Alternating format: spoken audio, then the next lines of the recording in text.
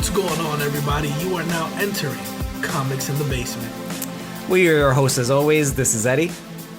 And Miguel, right here on the Nerdy Basement channel. The premier place for your nerdy news and reviews. Welcome back, everybody. We're back strong. 1 week right after, right? No, for real. When's the last time this has happened? We've done a week and then done another week. I don't know. Crazy. It's I don't want to mess up. I don't want to jinx us, but right now this is called a streak, guys. This is called a streak. And speaking of a streak, that's exactly what's gonna happen tomorrow. Don't do it. When the Knicks New York stand up, baby. When the Knicks play the Hawks in Game 1 of the 2021. That's right. I'm dating today's episode of the 2021 NBA playoffs. Dude, the number 4 seeded Knicks. Okay, got it. That's fine. I'm so happy. Okay, I'm so happy. Yeah, I really am. I'm so happy. I'm gonna hold this episode off a little longer. No, guys, we are talking about Life Story, but this time we're focusing on the Fantastic Four. Yeah, bro, what'd you think? I mean, I thought it was great. I thought it was definitely one of my favorite issues that I read today.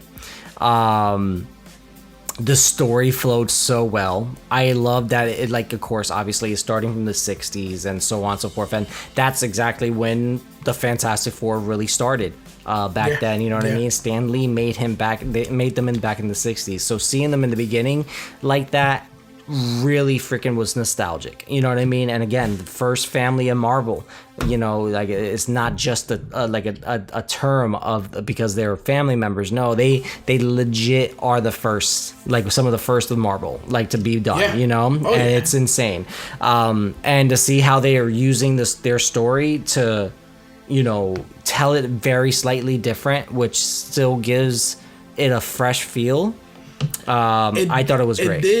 It did throw me off a little bit that now I have not gone back in time or read, Fantastic Four issue number 1 from 1960 something. Oh yeah, of course not. No. So everything that I know about the first family of Marvel has been from what I've gleaned from their retellings and what I've seen obviously from the first Fantastic Four movie and then from Fan Four Stick. But I thought it was really good. But the thing that kind of threw me off was when they said that that Ben Grimm was actually Johnny Storm's friend. Johnny was like, "Oh, I know a guy," and he was at the bar getting drunk. Well, they even said "How do you know this guy?" And he kind of was like, "I'm not." Johnny Storm looked like he was saying he just knew about him. But he doesn't, I think he just got lucky. He saw that he was a guy that was a pilot, and he was just like, all right, we need a pilot. I know a guy that's been drinking at this spot. You know what I mean? I think that's exactly what he had, and that's what we that's all we got, And I think I like the fact that they made Ben not his Reed Richards' best friend forever, since the very beginning, and I think that really added to it, the story. Yeah, but it also threw me off a little bit. Not too much, but it kind of threw me off a little bit. And then they brought in this other doctor who kind of looked like Dr. Savannah from DC. Well, yeah, but there can be plenty of doctors that are bald, bro. Come on. He's just your classic. Dr. Villain, right? I honestly expected him to be, Dr. Doom eventually, but and then them changing up the name. But I think it's good that they didn't rush that in, but I'm sorry, what you were saying, him being thrown in there. Think about it. I think he's, overall, I think he was a pivotal part. You know what I mean? He was the reason 100%. Why. So pretty much, guys, as a quick synopsis right there. Now it's the space race. Kennedy is looking to get into space as fast as possible because the Soviets got there first, and that's true history. He goes to Reed Richards. He's like, look, you know what? We're desperate. can you get us something ASAP? And he's like, you know what, I'm gonna fucking do it, because you know what, I need this. I need this just as much as you. Problem is, now, homie, that Miguel just mentioned, bald new like doctor. Bald doctor guy. Bald doctor guy. But Dr. Ricardo, I think is actually his name. Like, it's Ricardo something. I forgot the last name. He actually... Dr. Ricky Ricardo? I'm not gonna... I didn't say that. I just said Ricardo. Okay, I give him... That's his real name in the comic. That's it. Married to Lucy? Oh, God. So he's pissed because he was supposed to be the one that led this space program, and he's already feeling butthurt about that. So moving in a couple of months, he ends up grounding the project because he's like, I can't like, you know, approve of this fuel that you're using, and it's antimatter, of course, because we all know Reed Richards and his antimatter is like fucking... It's unstable molecules. Yeah, you know, and he never leaves home without them. So he's always about the antimatter stuff. And he's like, no, I'm underground you, blah, blah, blah. But he did it on purpose. He did it to make sure that he didn't get the fame.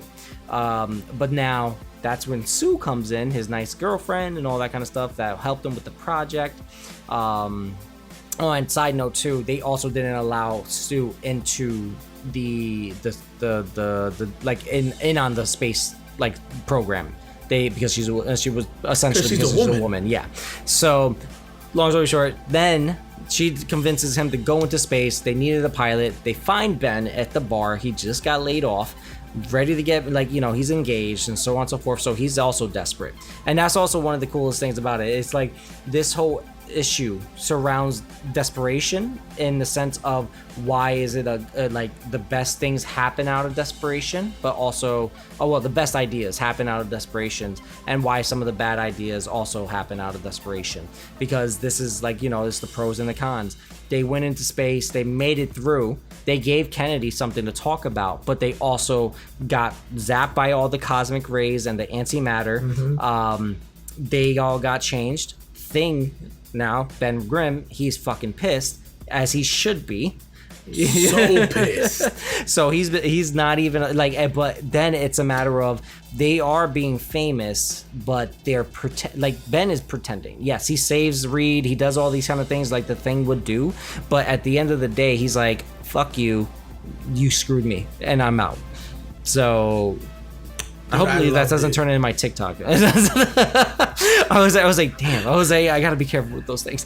But no, you didn't say the phrase.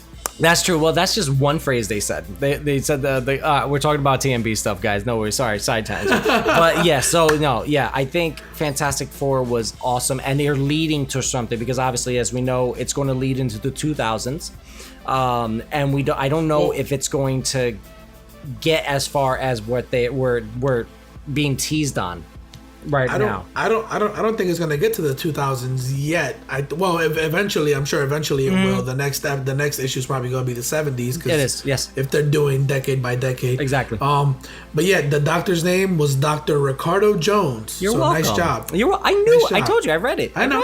Hey, I gave you credit. Yeah. But yeah, dude, I feel the same way that you do. I thought this episode was really good. I thought everything that they did is building towards something, and especially what they did at the very end, and for lack of a better word, the presence that they are showing is gonna be a thing, and I'm very, very excited about that. Yeah, so it's pretty awesome stuff, guys. It's like I think Life Story is one of those great gems that that Marvel is letting our writers take up on, like how they did, like, you know, they let the Wasteland stuff, the Avengers Wasteland and everything, that timeline. Well, I'm sorry, the Old Man Logan world, let that be a thing, and they gave us Old Man Quill, they gave us Old Man Hawkeye, they gave us Avengers Wasteland. So they're taking a lot of good things that fans have really resonated with, and they're building something to it. So with Spider-Man's Life Story, which Miguel pointed out before, we freaking adored it. I have issue 6. I'm still looking for the other 5 issues because I was an idiot and I didn't pick them up.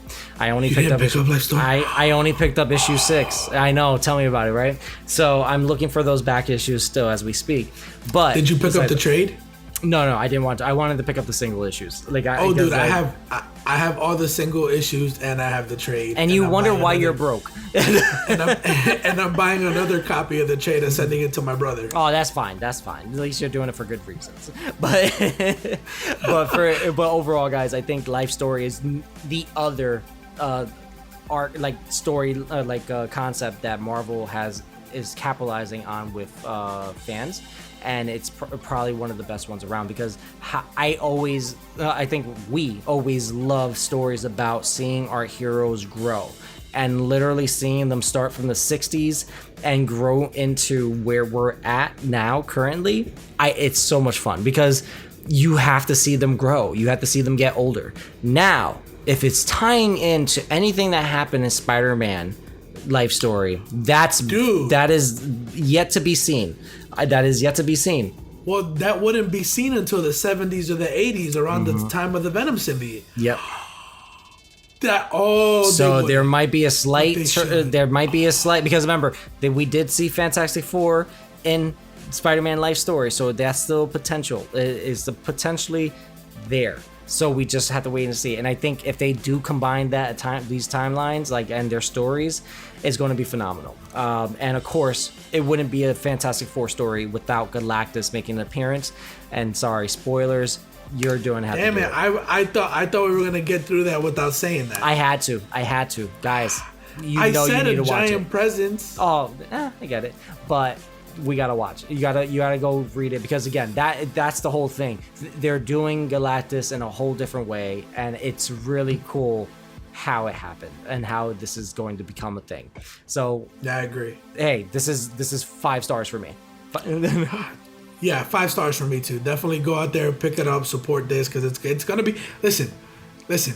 You don't want to be the guy who doesn't go, or you don't want to be the person who doesn't go out there and picks it up until issue 6, and then you're like, damn, oh wow, I shots fired. Okay, shots fired. I should have listened to the comics in the basement, guys. Oh yeah. That's thanks, Miguel. You're right. Yeah. No. I mean to use your experience simply as an example for the fans. Thanks. As I'm sure you don't do what I did. That's good. Just don't do what I did. But guys, I think that's all.